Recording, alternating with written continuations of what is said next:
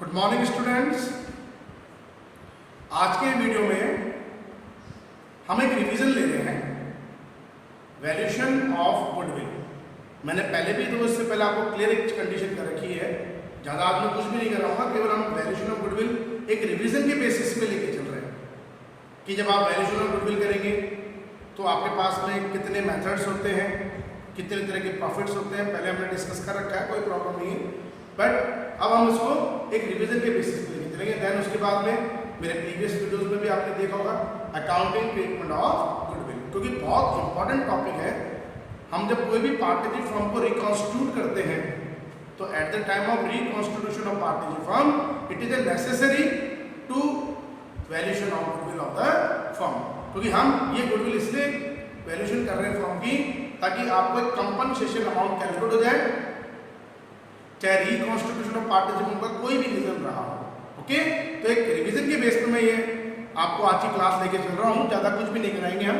फिर हमारे next video में आप जो देखेंगे वो हमारे करेंगे practical questions, valuation of goodwill आप कैसे कैलकुलेट करते हैं। सबसे मेन बात, सबसे पहले वैल्यूएशन ऑफ गुडविल में मेरा बेस है there is 3 kinds of profit. Sorry, हम जब भी गुडविल को कैलकुलेट करेंगे, वैल्यूएशन ऑफ गुडविल करेंगे, तो हमें 3 तरह की प्रॉफिट की रिक्वायरमेंट होती है। नंबर 1 जो सबसे इंपॉर्टेंट है हमारे पास में,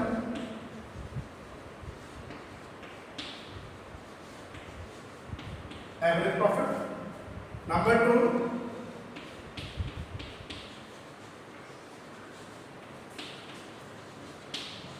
that is normal profit, and number 3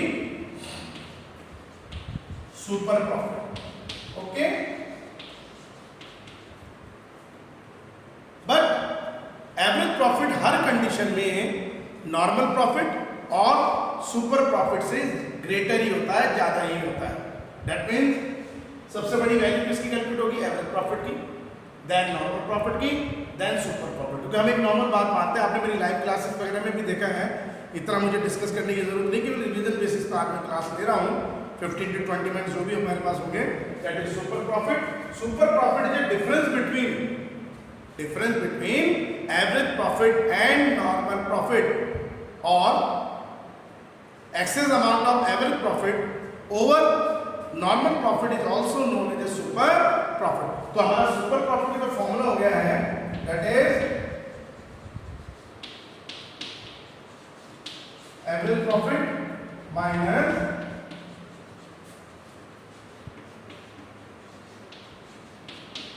normal profit है। ये हमारा एक फॉर्मूला हो गया। नेक्स्ट, अब सबसे मेन एलिमेंट हमारे पास में क्या है? एवरेज प्रॉफिट कैलकुलेट करना और नॉर्मल प्रॉफिट कैलकुलेट करना। अब इन दोनों में भी हम अगर मेन कंडीशन मांगते हैं तो एवरेज प्रॉफिट की मांगते हैं कि एवरेज प्रॉफिट आपने लाइव क्लासेस वगैरह में भी देखा है मेरी, जो हमने प्रीवियस अपनी 12th की क्लास करी है। एवरेज प्रॉफिट निकालने में मैंने आपको एक कंडीशन बताई थी। नॉर्मल एवरेज प्रॉफिट का मतलब हम क्या मानेंगे कि रिकॉन्स्टिट्यूशन से जस्ट प्रीसीडिंग 4 या 5 इयर्स के आपको प्रॉफिट एंड लॉस गिवन होंगे। प्रॉफिट भी हो सकता है, कोई बिजनेस है तो लॉस भी हो सकता हो कि प्रॉफिट आप ऐड कर लेंगे।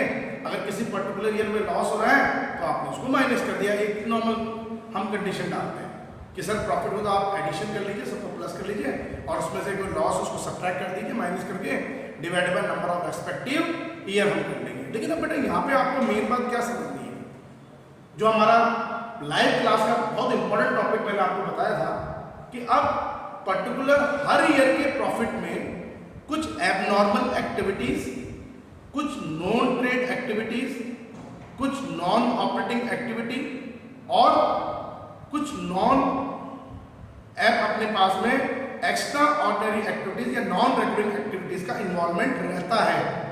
That is loss by fire, loss by theft, loss by accident, okay, insurance claim receive, interest on non trade investment, speculative losses, expenses, speculative profit and gain, किसी एसेट्स को मैंने परचेज करा। क्योंकि मैं revision के लिए बता रहा हूँ कि लाइव क्लास में आपने और प्रीवियस वीडियोस में आपने इसको देख लिया, ठीक है ना। कोई हमने एसेट्स परचेज करी है, मेजर रिपेयरिंग कराई, उसको हमने रेवेन्यू नेचर ट्रीट कर लिया है, या रेवेन्यू नेचर एक्सपेंसेस था हमने उसको कैपिटल नेचर ट्रीट कर लिया है, ओके।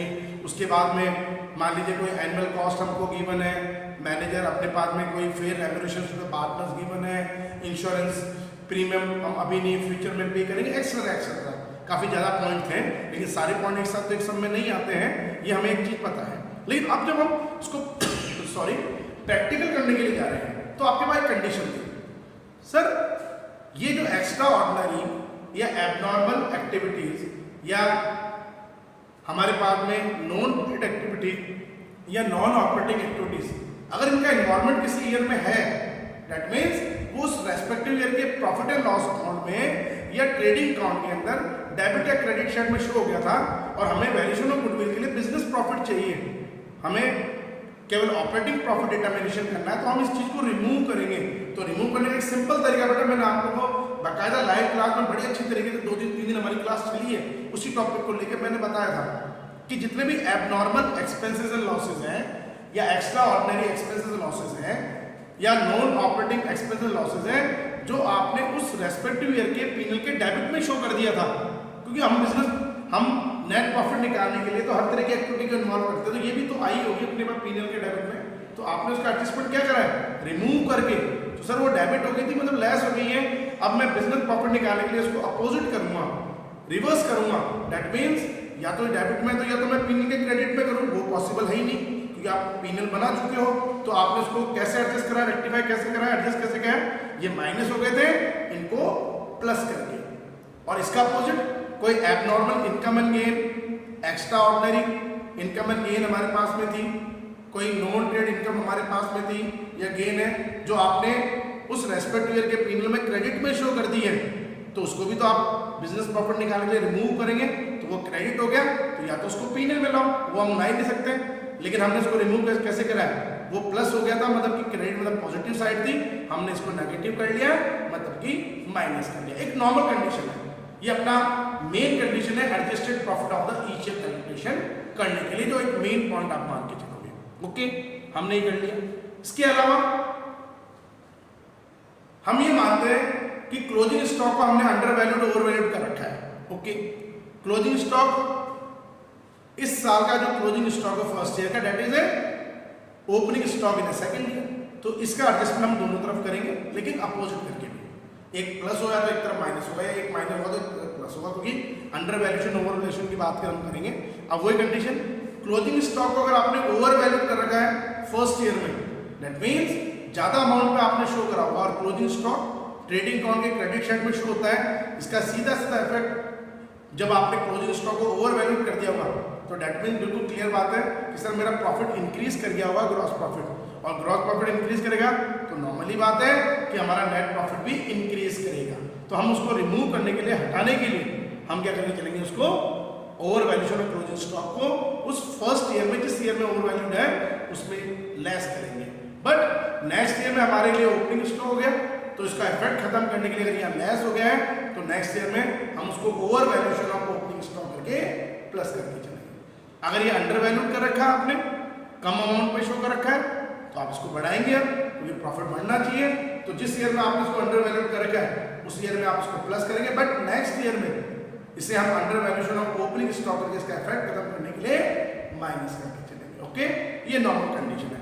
सबसे इंपॉर्टेंट जो फैक्टर मैंने आपको बताया था, जो आपको ध्यान देना था, ये सबसे इंपॉर्टेंट कंडीशन है। हमने किसी एसेट्स को परचेज करा, ये तो प्रैक्टिकल भी जब हम बताएंगे लाइव क्लासेस में भी, और हमारे पास में जो ये वीडियोस वगैरह हम दे रहे हैं यूट्यूब में मैंने पहले भी कह रखा है बेटा, लाइव क्लास में आपको सम अलग मिलेंगे, और यूट्यूब में जो वीडियोस आएंगे उसमें आपको न्यूमेरिकल सम्स अलग मिलेंगे। तो लाइव क्लास लेना भी आपके लिए कंडीशन में नेसेसरी आ गई है, ये नेसेसरी कंडीशंस मान लीजिए, और यूट्यूब वीडियोस भी आपको अगर देखने हैं तो कंडीशन नेसेसरी है, बिकॉज दोनों के अंदर न्यूमेरिकल सम्स अलग अलग मिलेंगे आपको, चाहे टॉपिक हम एक फॉलो कर रहे हैं लेकिन सम्स अलग अलग हैं, ये आपको क्लियर रख के चलना है। अब मैं उसी कंडीशन को फॉलो करूं कि मैंने किसी फिक्स एसेट को परचेज करा, ओके, हमने किसी फिक्स एसेट को परचेज करा, या हम कोई मेजर रिपेयरिंग किसी फिक्स एसेट्स पे करा रहे हैं, बट ये हमारा रेवेन्यू नेचर एक्सपेंडिचर ट्रीट हो गया है। आपको अच्छी तरह पता है बेटा 11 में हमने एक चीज बात करी थी कि हम किसी भी एसेट को जब परचेज करते हैं या किसी भी तरह की मेजर रिपेयरिंग कराते हैं, it is not a revenue nature expenditure. ये पीएनएल के डेबिट पे नहीं आना चाहिए, ये हमारा कैपिटलाइज होना चाहिए। मतलब कि कैपिटलाइज मतलब मैं पर्टिकुलर एसेट्स में इस कैपिटल एक्सपेंडिचर को प्लस करके उसकी ओरिजिनल कॉस्ट पता करूंगा, लेकिन मैंने गलती क्या करी है, उसको एज ए रेवेन्यू ट्रीट करके पीएनएल के डेबिट में शो कर दिया। अब मुझे इसको भी यहाँ से हटाना है, क्यों? क्योंकि जब मैं पीएनएल के डेबिट में कर रहा हूँ तो नेचुरली बात है मेरा उस ईयर का प्रॉफिट कम हो गया होगा, तो मैं इसको रिमूव कैसे करूंगा? मैंने इसको नेगेटिव मान लिया था तो पॉजिटिव करके मतलब मैं इसको प्लस करके चलूंगा। बट इसका अपोजिट हम क्या मान के चलेंगे? हमने इसका अपोजिट क्या मान लिया है?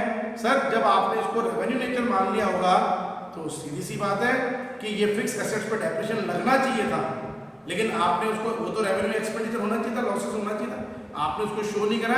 अब मैं इसको पीएनएल के डेबिट में शो करूंगा। इट मींस ये मेरा नॉर्मल एक्सपेंसेस था, नॉर्मल लॉसेस था, जो आना चाहिए था वो नहीं आया है, तो कोई बात नहीं, अब हम इसको एडजस्ट कर लेंगे। तो रेस्पेक्टिव ईयर के प्रॉफिट में आप इसको नेगेटिवली मान लेंगे डेप्रिसिएशन को और उसमें से माइनस कर लेंगे। ओके, ये एक नॉर्मल बात हो गई।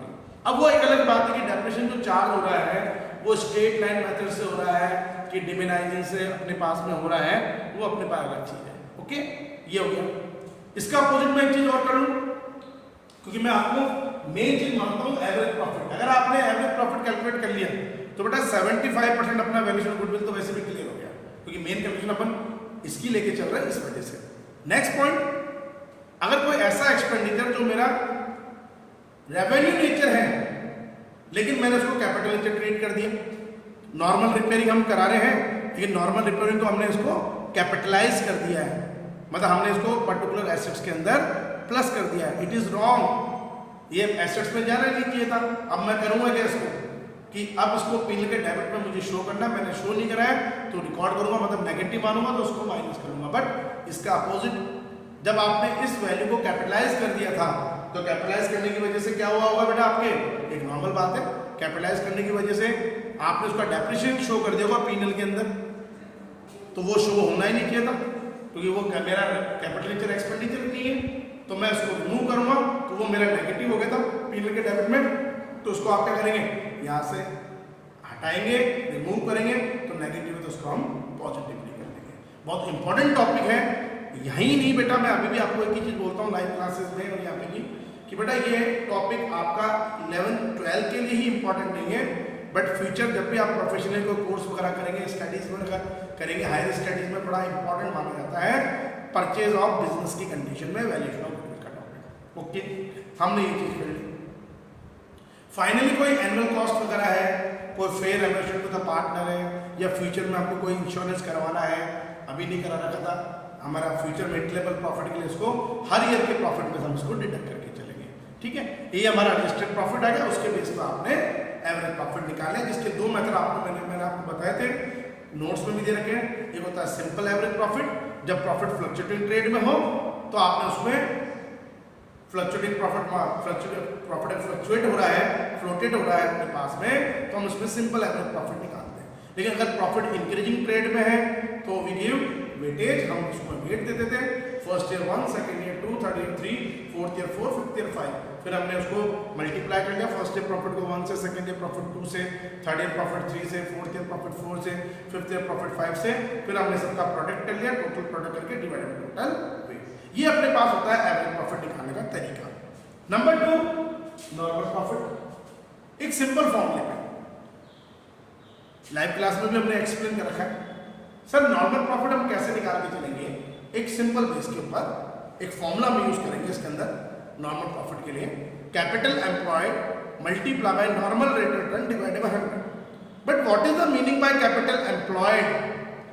कैपिटल एम्प्लॉयड में हम वैसे तो पहले नॉर्मल प्रॉफिट आप क्लियर करो, what is the meaning by normal profit? Normal profit का मतलब हमारा क्या होता है? एक बेस चीज। सर नॉर्मल प्रॉफिट का मतलब अगर मैं पार्टनरशिप फॉर्म के पॉइंट ऑफ व्यू से लूं तो एटलीस्ट फॉर्म इतना प्रॉफिट अर्न कर ले कि वो अपने एम्प्लॉयज को, पार्टनर्स को according to Indian partnership act 1932 वो IOC सैलरी कमीशन प्रोवाइड कर सके, तो that is known as a normal profit. लेकिन अब इसको जब फॉर्मूले में हम लिख रहे हैं तो एक फॉर्मूला होगा कैपिटल एम्प्लॉयड या एवरेज कैपिटल एम्प्लॉयड या कैपिटल इन्वेस्टेड या total capital of the partners multiply by NRR normal return divide by 100। But इसके अंदर भी एक बात ध्यान रखेंगे हम कि हमें अगर इसके अलावा सैलरी भी दे रखी है, कमीशन भी दे रखी है, तो टोटल नॉर्मल प्रॉफिट कैलकुलेट करने के लिए आप इस capital employed multiply by NRR upon 100 से जो वैल्यू आ रही है उसमें इसको प्लस करके चल देंगे, वो आ जाएगा नॉर्मल प्रॉफिट।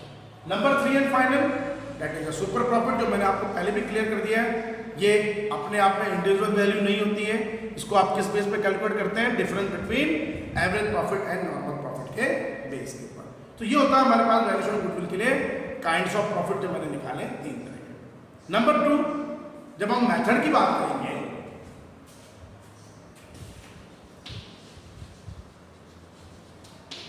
तो वी हैव 3 मेथड्स नॉर्मली, लेकिन admission of a new partner की कंडीशन में हम इसको 4 लेके चलेंगे, बट वो आगे का टॉपिक अभी हमें नहीं करना है। अभी तो हमें मानेंगे मेनली जनरली हमारे पास में 3 मेथड्स होते हैं।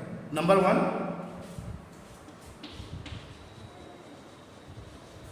Average profit method,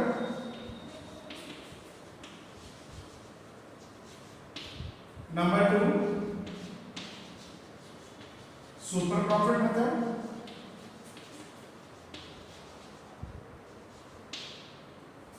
and number 3 capitalization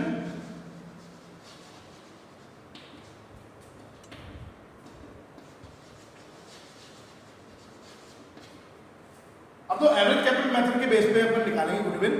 वो सब में बोलेगा कि according to average capital method आपको एवरेज कैपिटल मेथड के बेस पे गुडविल निकालनी है, तो आपको रेस्पेक्टिव एवरेज प्रॉफिट पे या सुपर प्रॉफिट पे कुछ numbers of year of purchasing आपको देके रखेगा कि परचेजिंग ईयर हमारे पास 3 है, 4 है, 2 है, 2.5 है, या कई बार परसेंटेज में होता है 100% है, 120% है, 150% है, 80% है। तो हमारा फॉर्मूला क्या हो जाएगा, average profit multiply by number of purchasing year या multiply by percentage by 100। Super profit में भी सेम वही फॉर्मूला है, हम उसी को लेके चलेंगे। Super profit multiply by number of purchasing year या जितने भी टाइम्स आपको दे रखे हैं उनको आप लेके चल देंगे। और नंबर 3 कैपिटलाइजेशन मेथड के बेस पर अगर मैं चलूंगा, जो प्रैक्टिकली हमारा है पॉइंट, हम इस बेस पर जब गुडविल निकालते हैं तो गुडविल के हमारे पास में कैपिटलाइजेशन ऑफ एवरेज प्रॉफिट भी होता है और कैपिटलाइजेशन ऑफ सुपर प्रॉफिट भी होता है। अगर मैं कैपिटलाइजेशन ऑफ एवरेज प्रॉफिट बोलूं तो उसमें पहले आपको डायरेक्टली गुडविल नहीं निकलती है, वैल्यूएशन ऑफ गुडविल फॉर्म नहीं निकलेगी। First of all we calculate capital value of average profit या capitalization value of average profit, जिसका हमने फॉर्मूला जो यूज कर रखा है वो सिंपल फॉर्मूला यूज कर रखा है, average profit into 100 divided by normal rate of return. और उस अमाउंट को कैलकुलेट करने के बाद में हम उसमें से नेट एसेट्स, जिसको आप कैपिटल एम्प्लॉयड भी बोल रहे हैं, नेट एसेट्स से कैपिटल एम्प्लॉयड को डिडक्ट कर देंगे, that is known as a valuation of goodwill according to capitalization method of average profit method. Number 2 capitalization of super profit directly निकल जाता है, super profit into 100 upon NRR। लेकिन तो बेटा एक बात ध्यान रख के चलना कि चाहे मैं कैपिटलाइजेशन मेथड के बेस पर चलूंगा, चाहे कैपिटलाइजेशन ऑफ एवरेज प्रॉफिट करूं, लिसन केयरफुली, चाहे कैपिटलाइजेशन ऑफ एवरेज प्रॉफिट करें हम, चाहे कैपिटलाइजेशन ऑफ सुपर प्रॉफिट करें, दोनों कंडीशन में हमारी जो valuation of goodwill of the firm आती है वो एक ही अमाउंट निकल के आता है, सिमिलर अमाउंट आता है, वैल्यूएशन ऑफ गुडविल। तो ये हमारे पास में मेथड ऑफ गुडविल के होते हैं, ये हमें ध्यान रखना। बस हमारे पास में admission of a new partner में इस तीसरे मेथड के अलावा एक और मेथड काम आएगा जो हम प्रैक्टिकली करेंगे, अभी मैं आपको इतना डिटेल में नहीं बताऊंगा, that is hidden goodwill method. Hidden goodwill method कि आपको ये प्रॉफिट वगैरह कुछ ही नहीं दे रखा, तो आप उसमें कैपिटल को कंपेयर करके, वो अपने आगे का टॉपिक है जो हम प्रैक्टिकली क्लियर कर लेंगे, इतना बड़ा टॉपिक नहीं है। तो हिडन गुडविल मेथड से भी गुडविल निकलती है, ओके। लेकिन वो केवल admission of a new partner में ही पॉसिबल है, change in profit sharing ratio amount the existing partner में, और नंबर 2 रिटायरमेंट डेथ में हमारे पास में पॉसिबिलिटीज नहीं होती है, ठीक है। ये हो गया हमारे पास पॉइंट, क्योंकि सब एक एक 2-2 मार्क्स के लिए इंपॉर्टेंट बनते हैं, थोड़ा ध्यान हमको देना है। अब हम जब अकाउंटिंग ट्रीटमेंट ऑफ गुडविल करेंगे, आपने मेरे प्रीवियस लाइव क्लास में, प्रीवियस वीडियोस में भी देख रखा है, इसलिए मैं ज़्यादा डिटेल में नहीं जा रहा हूँ उसमें। आप पहले इसके जस्ट बिफोर जो मैंने वीडियोस आपको दे रखे हैं उसमें मैंने अकाउंटिंग ट्रीटमेंट गुडविल आपको एक्सप्लेन कर रखा है। तो अगर आपको अकाउंटिंग ट्रीटमेंट गुडविल क्लियर करना है तो इस वीडियो से पहले वाले जो 2 वीडियोस हैं वो आप लोग देख सकते हैं, उसमें आपको अकाउंटिंग ट्रीटमेंट गुडविल क्लियर हो जाएगा। ओके, तो आज की क्लास हम यहीं ओवर करेंगे, क्योंकि इसके बाद में जब अगली जो हमारे पास में वीडियो आएगा, अगला जो वीडियो मैं लेके चलूँगा वो हमारे पास में प्रैक्टिकल क्वेश्चंस के लिए होगा। बट मैं दोबारा एक बात कह रहा हूँ आपको कि बेटा लाइव क्लास में जो आपको न्यूमेरिकल सम्स कराए जाएंगे और जो वीडियोस में यूट्यूब वीडियोस में आपको जो सम्स कराए जाएंगे वो दोनों लाइव क्लास से और इसमें डिफरेंट मिलेंगे, एक जैसे नहीं मिलेंगे। टॉपिक चाहे हम एक ही लेंगे, बट आपने वो सम लाइव क्लास में कराया और वीडियोस में, तो इससे आपको बेनिफिट ये होगा कि एक ही टॉपिक को सर हमने लाइव क्लास में भी क्लियर कर लिया और हमारे यूट्यूब वीडियोस में भी आपने सेंड कर लिया। फिर भी कोई डाउट्स होते हैं तो आप हमसे पूछ सकते हैं, डिस्कस कर सकते हैं, हमें उसके लिए कोई प्रॉब्लम नहीं है, आप हमसे डिस्कस कीजिए। ओके, तो आज की क्लास ओवर करते हैं। Thank you. इसी तरह से वीडियोस को देखते रहिए, कोई भी क्यूरीज वगैरह आती है तो आप डिस्कस करें, उसमें हमें कोई प्रॉब्लम नहीं है। Okay, thank you.